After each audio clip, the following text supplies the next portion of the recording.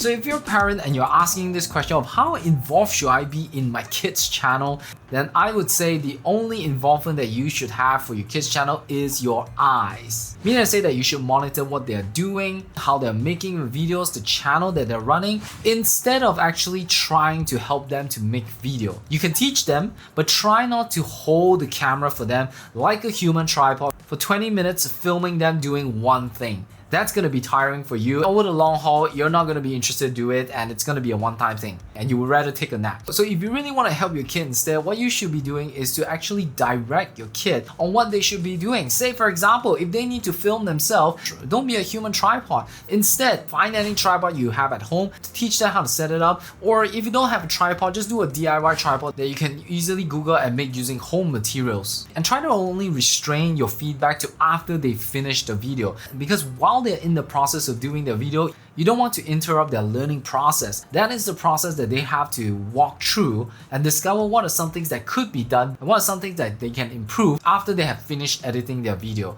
By giving too much of a feedback while they are making video, you might actually demotivate and discourage them from actually wanting to complete the video as well. One of the things I often tell my students is to try not to make video longer than 9 minutes. In fact, the shorter the video, the better at the start. Like 1 to 3 minutes is perfect because they need to make a lot of those short videos to see what they can do better, and as well as sharpening all the skills that revolve in content creation. And once they have done that, they will come to a point where they're very comfortable in recording themselves, editing videos. And once you're at that level, that's where you start going deeper into the rabbit hole that sometimes could confuse yourself on how to properly grow a YouTube channel. And for that, if you want to learn the skills of that level, you may want to consider joining my free 1-month program. Link is in the description down below. Now here's another video that you might be interested to watch to help your kid to become a better creator.